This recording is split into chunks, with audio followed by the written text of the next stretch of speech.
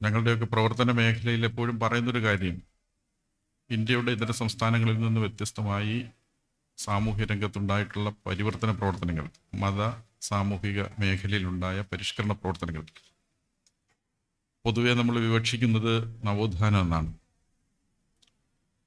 ആ നവോത്ഥാനത്തിൻ്റെ പിതൃസ്ഥാനത്താണ് ശ്രീനാരായണ ഗുരുവിനെ നമ്മൾ കൽപ്പിക്കുന്നത്.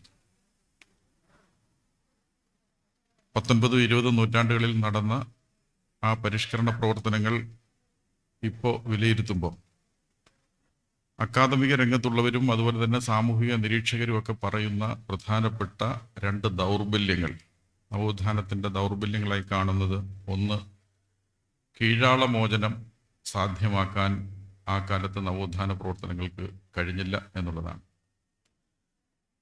മറ്റൊന്ന്, സ്ത്രീ പുരുഷ സമത്വം, അതും കൈവരിക്കാൻ കഴിഞ്ഞില്ല എന്ന 2 പ്രധാനപ്പെട്ട കാരണങ്ങളാണ് പറയുന്നത്.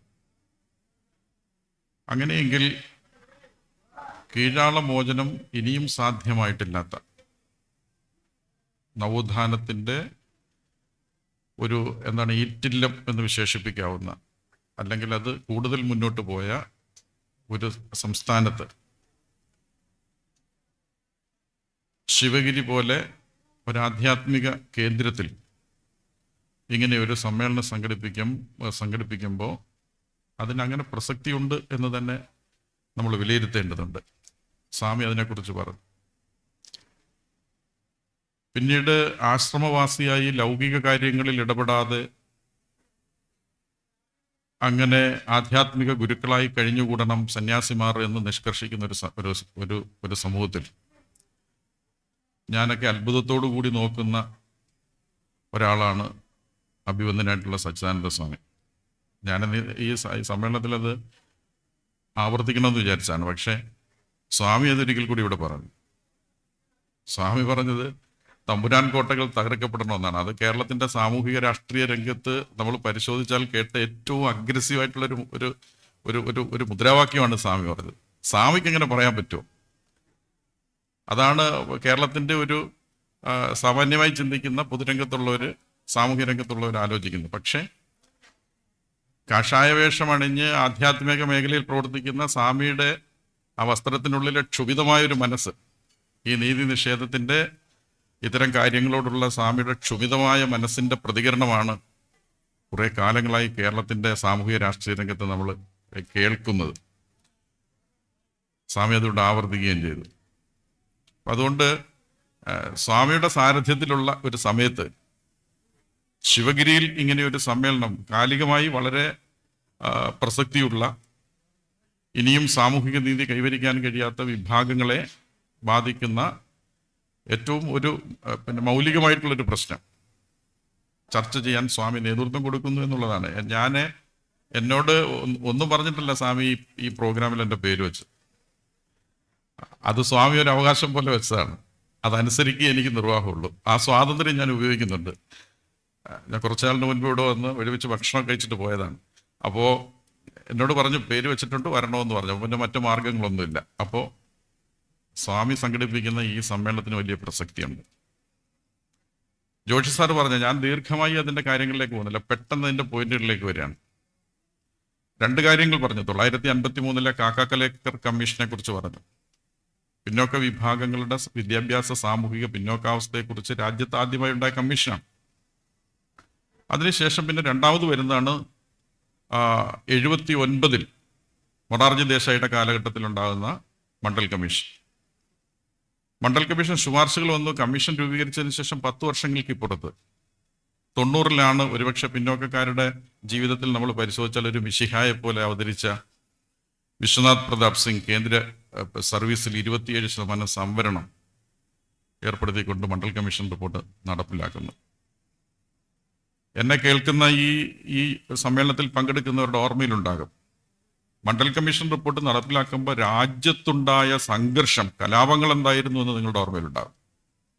ഡൽഹിയിലൊക്കെ കലാലയങ്ങളിൽ വിദ്യാർത്ഥികളെ പെട്രോൾ ഒഴിച്ച് കത്തിക്കുന്ന ഒരു രാഷ്ട്രീയ നിലപാട് നമ്മൾ കണ്ടു. അതിൽ നമ്മുടെ ശ്രദ്ധയിലുണ്ടാകുന്നത് ഒരു രാജീവ് ഗോസ്വാമി.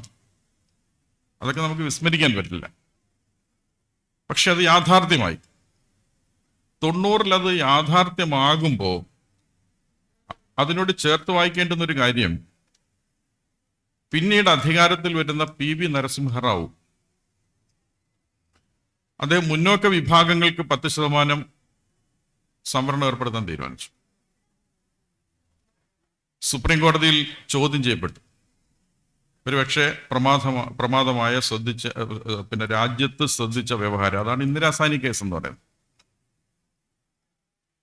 ആ ഇന്ദിരാസാനി കേസിലാണ് സുപ്രീം കോടതിയുടെ 9 അംഗ ഭരണഘടനാ ബെഞ്ചിന്റെ അസന്നിഗ്ധമായ വിധി പ്രസ്താവം വരുന്നത്. സംവരണം 50% കവിയാൻ പാടില്ല. 50% സംവരണം കവിയരുത്. ഒരു കാര്യം കൂടി ഈ സമ്മേളനത്തിൽ സംബന്ധിക്കുന്ന ആളുകളുടെ ഗൗരവതരമായ ശ്രദ്ധയിലേക്ക് ഞാൻ കൊണ്ടുവരാൻ ആഗ്രഹിക്കുന്ന ഒരു കാര്യം, നമ്മളിപ്പോൾ സംവരണ സംരക്ഷണത്തെക്കുറിച്ചാണ് ആലോചിക്കുന്നത്. ഒരു പരിധിവരെ ഞാൻ പറയുന്നത് ഇല്ലാത്തൊരു കാര്യത്തേക്ക് സംരക്ഷിക്കുന്നതിനെ കുറിച്ചാണ് ഇപ്പം നമ്മൾ ചർച്ച ചെയ്തുകൊണ്ടിരിക്കുന്നത്. 90-ൽ വിശ്വനാഥ് പ്രതാപ് സിംഗ് 27% സംവരണം ഏർപ്പെടുത്തിക്കൊണ്ട്, പിന്നോക്ക വിഭാഗങ്ങൾക്ക് ഏർപ്പെടുത്തിക്കൊണ്ട് മണ്ഡൽ കമ്മീഷൻ റിപ്പോർട്ട് നടപ്പിലാക്കിയതിനു ശേഷം തൊട്ടടുത്ത വർഷം നരസിംഹറാവുവിന്റെ സമയത്ത് നടപ്പിലാക്കിയ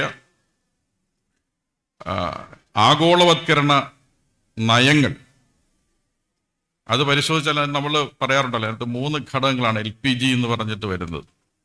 ഒന്ന് സ്വകാര്യവത്കരണം, ആഗോളവത്കരണം, ഉദാരവത്കരണം. ഈ 3 കാര്യങ്ങളിൽ ഏറ്റവും പ്രാമുഖ്യം കിട്ടിയത് സ്വകാര്യവത്കരണത്തിനാണ്.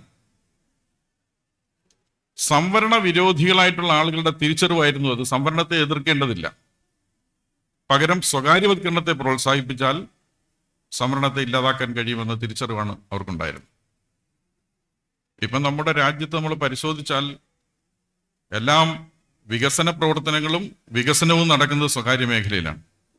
ഇപ്പൊ കേരളം തന്നെ, അത് മനസ്സിലാവണമെങ്കിൽ നമ്മളിപ്പോൾ കേരളം തന്നെ പരിശോധിച്ചാൽ, ഇപ്പോൾ അദാനി തിരുവനന്തപുരത്തേക്ക് വന്നു. നമ്മൾ ആദ്യം വിചാരിച്ചു വലിയ പ്രശ്നമൊന്നും കാണത്തില്ല എന്ന് വിചാരിച്ചു.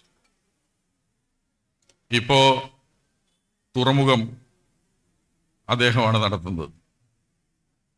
നിങ്ങളൊന്ന് ആലോചിച്ച് നോക്ക്, കടലും കടലോരവും അതുപോലെ തന്നെ ഊർജവും അസംസ്കൃത വസ്തുക്കളും എല്ലാം നമുക്ക് കൂടി അവകാശപ്പെട്ടതാണ്. സർക്കാർ ആസ്തികൾ സ്വകാര്യ സംരംഭങ്ങൾക്ക് വേണ്ടി കൊടുക്കുകയാണ്. പക്ഷെ സ്വകാര്യ മേഖലയിൽ സംവരണം നിഷ്കർഷിക്കാത്തത് കൊണ്ട് നമുക്ക് ആ മേഖലയിലേക്ക് കടന്നു വരാൻ പറ്റുന്നില്ല. അപ്പൊ ഇന്ന് ഈ സംവരണ സംരക്ഷണവുമായി ബന്ധപ്പെട്ട് ഇങ്ങനെ ഒരു സമ്മേളനം നടക്കുമ്പോൾ എനിക്ക് ഇതിൽ ഒരു പ്രധാനപ്പെട്ട സ്റ്റേറ്റ്മെന്റ് ആയിട്ട് എനിക്ക് പറയാനുള്ളത്, സാമൂഹിക നീതി ലക്ഷ്യം വെച്ചാണ് നമ്മൾ പ്രവർത്തിക്കുന്നതെങ്കിൽ ആ സാമൂഹിക നീതി കരഗതമാവണമെങ്കിൽ സ്വകാര്യ മേഖലയിലേക്ക് കൂടി സംവരണം വ്യാപിപ്പിക്കുന്നതിന് വേണ്ടിയിട്ടുള്ള പരിശ്രമങ്ങൾ നമ്മൾ ആരംഭിക്കേണ്ടിയിരിക്കുന്നു എന്നതാണ് ഈ ഒരു സമ്മേളനത്തിൽ എനിക്ക് പങ്കുവയ്ക്കാനുള്ള സന്ദേശം. അപ്പൊ ഇവിടെ ജോഷി സാർ പറഞ്ഞൊരു കാര്യമുണ്ട്, നമ്മുടെ ശത്രുക്കൾ ആരാണ്, മിത്രങ്ങൾ ആരാണ് എന്നതിനെ കുറിച്ചൊക്കെ ഇവിടെ അദ്ദേഹം സൂചിപ്പിച്ചു. ഇവിടെ ഇപ്പൊ നമ്മുടെ കേരളത്തിലെ സംവരണത്തിന്റെ ഇപ്പോൾ ലഭ്യമായിക്കൊണ്ടിരിക്കുന്ന തോത് പരിശോധിച്ചാൽ, ഇപ്പൊ ഈഴവ സമുദായത്തിന് 14 ഉണ്ട്, മുസ്ലിമിന് 12 ഉണ്ട്, SCക്ക് 8 ഉണ്ട്, STക്ക് 2 ഉണ്ട്. അതുപോലെ തന്നെ ഈ കാത്തലിക്സ് 4 ഉണ്ട്, നാടാർ 2 ഉണ്ട്, കൺവേർട്സിന് 1 ഉണ്ട്. അങ്ങനെ പറഞ്ഞു വരുമ്പോൾ മൊത്തത്തിൽ അത് 50-ലെത്തി നിൽക്കും. പക്ഷെ നിങ്ങളൊന്ന് ആലോചിച്ച് നോക്ക്, നമ്മളെല്ലാം പല കൊമ്പുകളിലാണ്. കേരളത്തിലെ സംവരണം അനുഭവിക്കുന്ന ഈ വിഭാഗങ്ങളെ സംബന്ധിച്ച് 12% അനുഭവിക്കുന്ന മൈനോറിറ്റിയുടെ പ്രശ്നം നമ്മുടെ കൺസേൺ അല്ല. നമ്മളതുകൊണ്ട് അവരുടെ പ്രശ്നങ്ങളിൽ നമുക്ക് ആശങ്കയോ അത്തരം അഭിപ്രായമോ നമുക്കില്ല. ഈഴവ സമുദായത്തിൽപ്പെട്ട ആളുകൾ 14% സംവരണം അനുഭവിക്കുന്നുണ്ട്. അവരെ ബാധിക്കുന്ന പ്രശ്നങ്ങൾ മറ്റൊരു സംവരണം അനുഭവിക്കുന്ന സമൂഹത്തിന്റെ പ്രശ്നങ്ങളല്ല. അവരതിനെ സംബന്ധിച്ച് ആശങ്കപ്പെടുന്നില്ല. അപ്പൊ ഇവിടെ സ്വകാര്യ മേഖലയിലേക്ക് കൂടി സംവരണം വ്യാപിപ്പിച്ച് സാമൂഹിക നീതി കരഗതമാക്കുന്നതിന് വേണ്ടിയിട്ടുള്ള പരിശ്രമങ്ങളിൽ നാം രംഗത്ത് വരണം എന്ന് പറയുമ്പോൾ ഈ കൂട്ടായ പരിശ്രമങ്ങൾ എങ്ങനെ നടത്താൻ പറ്റും? അതാണ് ഈ കാലത്ത്, ഈ പ്രതിസന്ധിയുടെ കാലത്ത് നമ്മുടെ മുൻപിൽ ഏറ്റവും പ്രധാനപ്പെട്ട ഒരു ചോദ്യം. ആ ചോദ്യം ഉന്നയിക്കുന്ന സമയത്താണ് ഇവിടെ ജോഷി സാറ് സാന്ദർഭികമായി പറഞ്ഞു പോയ, ഇപ്പോൾ പട്ടിക വിഭാഗങ്ങളുടെ ഇടയിൽ സബ് ക്ലാസിഫിക്കേഷന് വേണ്ടി ഓഗസ്റ്റ് 1-ാം തീയതി സുപ്രീം കോടതിയുടെ വിധി പ്രസ്താവം വന്നിരിക്കുകയാണ്. പട്ടികജാതി വിഭാഗങ്ങൾ കേരളത്തിൽ 53 സമുദായങ്ങളുണ്ട്. 8% സംവരണമാണ്. അത് പൂള് ചെയ്താണ്, വേർതിരിച്ചിട്ടല്ല, പൂള് ചെയ്തിട്ടാണ് അത് അനുഭവിക്കുന്നത്. ആ 53 ജാതികളെ ഉപവർഗീകരണം നടത്തി 8% സംവരണം വീതം വെക്കാനാണ് പറഞ്ഞിരിക്കുന്നത്. അപ്പം നമ്മളിപ്പോൾ മണിപ്പൂരിലൊക്കെ കാണുന്നത് പോലെ സൗഹാർദ്ദത്തോടു കൂടി കഴിയുന്ന സമുദായങ്ങൾക്കിടയിൽ സംഘർഷഭരിതമായ ഒരു അന്തരീക്ഷം സൃഷ്ടിക്കുന്നതിന് വേണ്ടിയിട്ടുള്ള ഒരു സാഹചര്യം നമ്മുടെ മുൻപിൽ ഉരുത്തിരിയുന്നു. ഇന്നലെ വരെ സൗഹാർദ്ദത്തോടു കൂടി കഴിഞ്ഞിരുന്ന ആ വിഭാഗങ്ങൾക്കിടയിൽ ഒരു വേർതിരിവുണ്ടാകുകയാണ്. ജാതി സെൻസസുമായി ബന്ധപ്പെട്ട് ഇവിടെ ഇന്ത്യയുടെ സാമൂഹിക വൈവിധ്യങ്ങളുടെ സമഗ്രമായ ചിത്രം ലഭ്യമാകുന്ന കാര്യമാണ് ജാതി സെൻസസ്. അത് നമ്മളുടെ സാമൂഹിക പരിസരത്തെയും നമ്മുടെ സാമ്പത്തിക പരിസരങ്ങളെയും സൂക്ഷ്മമായി പരിശോധിക്കാനും അതിൻ്റെ സ്ഥിതിവിവര കണക്കുകളുടെ അടിസ്ഥാനത്തിൽ നമ്മുടെ ക്ഷേമവും പുരോഗതിയും ലക്ഷ്യമാക്കിയിട്ടുള്ള നടപടികൾ ആവിഷ്കരിക്കാനും ഗവൺമെന്റുകളെ പ്രാപ്തമാക്കുന്ന ഒരു കാര്യമാണ്. പക്ഷെ അത് ചെയ്യാൻ ഗവൺമെന്റുകൾ തയ്യാറല്ല. നമ്മുടെ രാജ്യത്ത് സെൻസസ് നടന്ന് 2011-ലാണ്. 14 വർഷം കഴിയുന്നു. കോവിഡിന്റെ പേരിൽ മാറ്റിവെച്ചു. ഇപ്പോൾ 9 തവണ മാറ്റിവെച്ചു. ആഭ്യന്തര മന്ത്രാലയം നടത്തും എന്നാണ് പറയുന്നത്. കേന്ദ്ര ഗവൺമെന്റ് ഇതിനോടകം പറഞ്ഞത് കേന്ദ്ര ഗവൺമെന്റിന് താല്പര്യമില്ല, സംസ്ഥാനങ്ങൾക്ക് നടത്താമെന്ന് പറഞ്ഞു. പക്ഷെ നമ്മുടെ സംസ്ഥാന ഗവൺമെന്റ് പറയുന്നത് സംസ്ഥാനം ഈ സെൻസസ് നടത്തിയാൽ ദേശീയ പശ്ചാത്തലത്തിൽ അത് വിശകലനം ചെയ്യാൻ കഴിയില്ല എന്നാണ് പറയുന്നത്. അതെന്ത് വാദമാണ്? ദേശീയ പശ്ചാത്തലത്തിൽ സംസ്ഥാനം ഈ സാമ്പത്തിക, സാമൂഹിക, അതുപോലെ തന്നെ സാമുദായിക അടിസ്ഥാനത്തിലുള്ള വിവരങ്ങൾ ശേഖരിച്ചാൽ ദേശീയ പശ്ചാത്തലത്തിൽ അത് വിശകലനം ചെയ്യാൻ കഴിയാത്ത പരിമിതിയെക്കുറിച്ചാണ് അവർ സംസാരിക്കുന്നത്. എന്നാൽ നമ്മുടെ പരിസരത്തുള്ള നമ്മുടെ അയൽപ്പക്ക സംസ്ഥാനങ്ങൾ, ഇപ്പോൾ കർണാടക, അതുപോലെ തെലങ്കാന ഇപ്പോൾ അവസാനമായിട്ട് തീരുമാനമെടുത്ത് രംഗത്ത് വന്നവരാണ്. തെലങ്കാന ഇപ്പോൾ വന്നിരിക്കുന്നു. ബീഹാറിൽ ഇപ്പോൾ സെൻസസ് നടത്തി 63% പിന്നോക്കക്കാരുണ്ട് എന്നവർ കണ്ടെത്തി. ഇവരെല്ലാം ഇന്ത്യ മുന്നണി എന്ന് പറയുന്ന ഒരു പ്രതിപക്ഷ സഖ്യത്തിന്റെ ഭാഗമാണ്.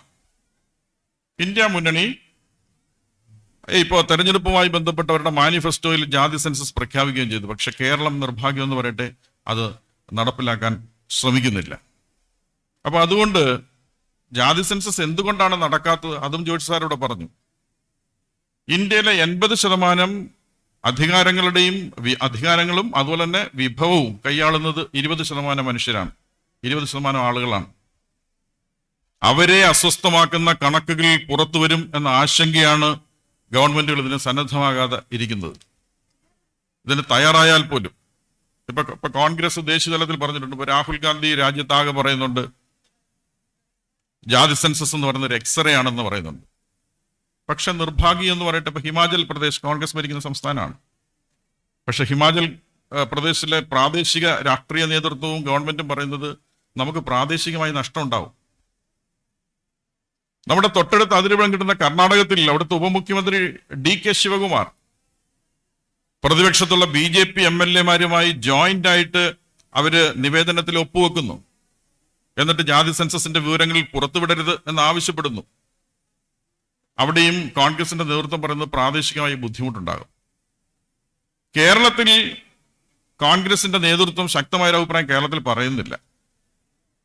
അത് പ്രാദേശികമായി, അതായത് പാർലമെന്ററി രംഗത്ത് നിലയുറപ്പിച്ചിട്ടുള്ള ആളുകൾ അധികാരം ഒരു പ്രശ്നമാണ്. സാമൂഹിക വിപ്ലവത്തെ അവർ കൈയൊഴുകുകയും വ്യവസ്ഥിതിയുടെ ഭാഗമായി മാറുകയും ചെയ്യുന്ന അപകടകരമായ ഒരു സാഹചര്യത്തിലാണ് നമ്മുടെ സമൂഹം നിൽക്കുന്നത്.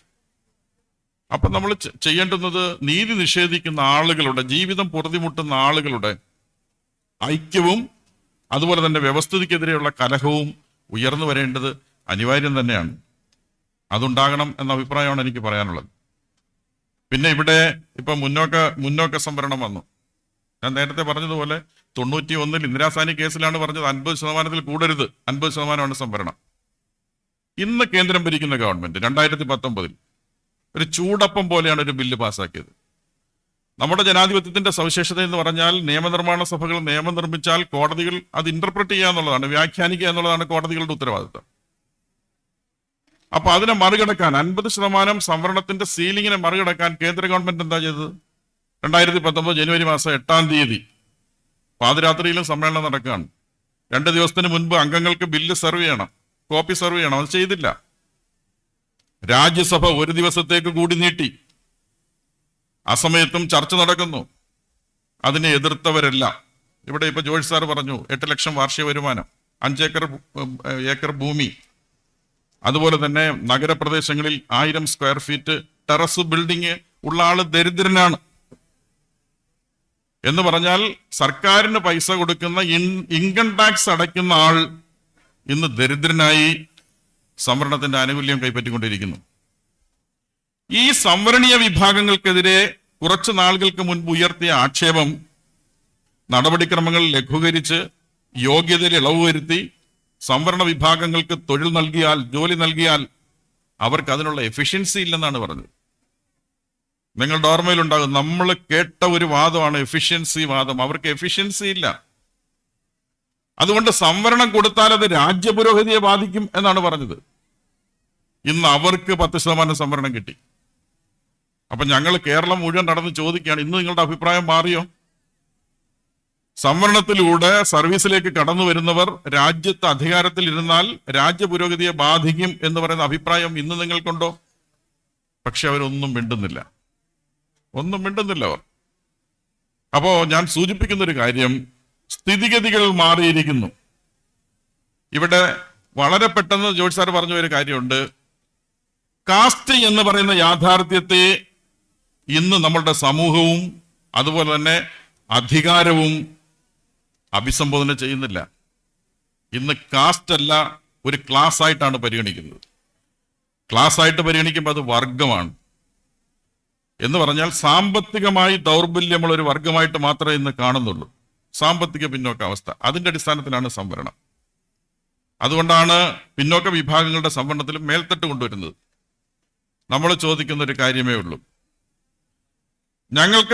നമുക്ക് സമ്പത്തുണ്ടായാൽ സാമൂഹിക പദവി കിട്ടുമോ? നമുക്ക് ഈഴവ സമുദായത്തിന് ക്രീമി ലെയർ ഉണ്ട്, 8 ലക്ഷം രൂപയാണ് പരിധി.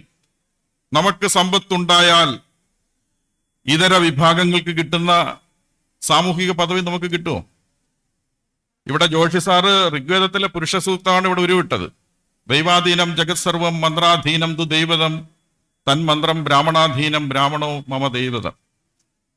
ഈ ഭൂമിയിലെ എല്ലാ ചരാചരങ്ങളും ദൈവത്തിന് അധീനമാണ്. ആ ദൈവത്തെ മന്ത്രം കൊണ്ട് പ്രസാദിക്കാനും പ്രകോപിപ്പിക്കാനും പറ്റും. പക്ഷെ ആ മന്ത്രം ആരുടെ കയ്യിലാണ്? ബ്രാഹ്മണന്റെ കയ്യിലാണ്. അതുകൊണ്ട് നമ്മുടെ കാണപ്പെട്ട ദൈവം ആരാണ്? ബ്രാഹ്മണോ മമ ദൈവതം. തറവാട്ട് മഹിമയും പാരമ്പര്യവും പറഞ്ഞവർക്ക് സാമൂഹ്യ പദവിയിൽ കുഴപ്പം സംഭവിച്ചിട്ടുണ്ടോ? ഇന്നവരുടെ ഇല്ലങ്ങൾ ജീർണിച്ചിട്ടുണ്ട്, ദാരിദ്ര്യമുണ്ട്. പക്ഷെ അവരുടെ സാമൂഹിക പദവിയിൽ എന്തെങ്കിലും പ്രശ്നം സംഭവിച്ചിട്ടുണ്ടോ? അവരിന്നും സാമൂഹിക പദവി ആർജിച്ചവരും അലങ്കരിക്കുന്നവരുമായി നമ്മുടെ സമൂഹത്തിലുണ്ട്. അവർക്ക് സാമ്പത്തിക പിന്നോക്കാവസ്ഥയേ ഉള്ളൂ. ആ സാമ്പത്തികാവസ്ഥ പിന്നോക്കാവസ്ഥ കൂടി പരിഹരിക്കാൻ നിയമം നിർമ്മിച്ച് ഇന്ന് സംവരണം കൊടുത്തിരിക്കുന്നു. എന്ന് പറഞ്ഞാൽ നമ്മുടെ സമൂഹത്തിൽ സാമ്പത്തികമായും സാമൂഹികമായും സുരക്ഷിതരാകുന്ന ഒരു കൂട്ടം ഇന്ന് നമ്മുടെ സമൂഹത്തിൽ ഉണ്ടായിരിക്കുന്നു. അതാണ് സ്വാമി പറഞ്ഞ തമ്പുരാൻ കോട്ടകൾ എന്ന് പറഞ്ഞാൽ സമൂഹത്തിലെ വിള്ളലുകൾ വീണ്ടും വർദ്ധിക്കുകയാണ്. ആ വിള്ളലുകൾ കുറയ്ക്കാൻ, സാമൂഹിക നീതി കരഗതമാക്കാൻ ജോഷി സാർ ഇവിടെ പറഞ്ഞ സഹോദരങ്ങളുടെ ഐക്യം ഉണ്ടാവണം, മിത്രങ്ങളുടെ ഐക്യം ഉണ്ടാവണം. ആ ഐക്യത്തിന് ഒരു ഈ ശിവഗിരി ഈ തീർത്ഥാടന സമ്മേളനവുമായി ബന്ധപ്പെട്ട് സംഘടിപ്പിക്കുന്ന ഈ സെമിനാർ ചെറിയ തോതിലെങ്കിലും അത് ഉപകരിക്കുമെങ്കിൽ ഈ കാലഘട്ടത്തിൽ ഏറ്റവും വലിയ സന്ദേശമായിരിക്കും എന്ന് ഞാൻ കാണുന്നു. നമ്മൾ ഈ സമ്മേളനം നടക്കുക കേരളത്തിൽ നമുക്കറിയാം 1891 മലയാളി മെമ്മോറിയൽ പ്രക്ഷോഭം. നമ്മളല്ല ആദ്യം സംവരണത്തിന് വേണ്ടി ഇവിടെ പ്രശ്നം ഉണ്ടാക്കിയത്, വരേണ്യ വിഭാഗങ്ങൾ തന്നെയാണ്. മാർത്താണ്ഡവർമ്മയുടെ കാലശേഷം പരദേശികളായിട്ടുള്ള ബ്രാഹ്മണർക്ക് മാത്രം തിരുവിതാംകൂറിലെ സർക്കാർ സർവീസിൽ പ്രവേശനമുണ്ടായിരുന്ന ഒരു കാലത്ത് തദ്ദേശീയരായ യോഗ്യതയുള്ള ഞങ്ങൾക്ക് കൂടി തിരുവിതാംകൂറിലെ സർക്കാർ സർവീസിൽ പ്രാതിനിധ്യം ഉണ്ടാകണമെന്ന് ആവശ്യപ്പെട്ടുകൊണ്ടാണ് നടക്കുന്നത് 1891. 5 വർഷം കൂടി കഴിഞ്ഞപ്പോൾ മറ്റൊരു പ്രക്ഷോഭം നടന്നു 1896 ഈഴവ മെമ്മോറിയൽ. ജാതിയുടെ പേരിൽ തിരുവിതാംകൂർ സർക്കാർ സർവീസിൽ ഇടം കിട്ടാതെ പോയ ഡോക്ടർ പൽപ്പുവിന്റെ നേതൃത്വത്തിൽ നടന്ന പ്രക്ഷോഭം. അതിനുശേഷം പരിശോധിച്ചാൽ 32 മലയാളി മെമ്മോറിയൽ, 32 നിവർത്തന പ്രക്ഷോഭം. ആ നിവർത്തന പ്രക്ഷോഭത്തിൽ അതാണ് ഈ ഇവിടെ പറഞ്ഞു വന്നൊരു കാര്യം. പി കെ കുഞ്ഞ്, NC ജോസഫ്, C കേശവൻ കേരളത്തിന്റെ ചരിത്രം അതാണ്. ആ രാഷ്ട്രീയകാര്യ സമിതി പ്രാതിനിധ്യ ജനാധിപത്യത്തിന് വേണ്ടി നടത്തിയിട്ടുള്ള പോരാട്ടത്തിന്റെ നാടാണ് കേരളം. ആ NC ജോസഫിന്റെ പിന്മുറക്കാർ, C കേശവന്റെ പിന്മുറക്കാർ, PK കുഞ്ഞിന്റെ പിന്മുറക്കാർ കൈകോർക്കുമോ എന്നുള്ളതാണ് നമ്മുടെ മുന്നിലെ പ്രസക്തമായ ചോദ്യം. അതാണ് ഈ കാലം ആവശ്യപ്പെടുന്ന മുദ്രാവാക്യവും അത് തന്നെയാണ്. അതിനുവേണ്ടി സങ്കുചിതമായ ചിന്തകൾക്കപ്പുറത്ത്, അത് പ്രത്യയശാസ്ത്രത്തിന്റെ അതിർവരമ്പുകൾക്കപ്പുറത്ത് ജാതി ഉപജാതി ചിന്തകൾക്ക് അതീതമായി നമുക്ക് ഒന്നിച്ചു നിൽക്കാൻ കഴിയുന്നില്ലെങ്കിൽ ഈ സാമൂഹിക നീതി എന്ന ലക്ഷ്യം കൈവരിക്കാൻ കഴിയില്ല എന്ന യാഥാർത്ഥ്യമാണ് നമുക്ക് മുമ്പിലുള്ളത്.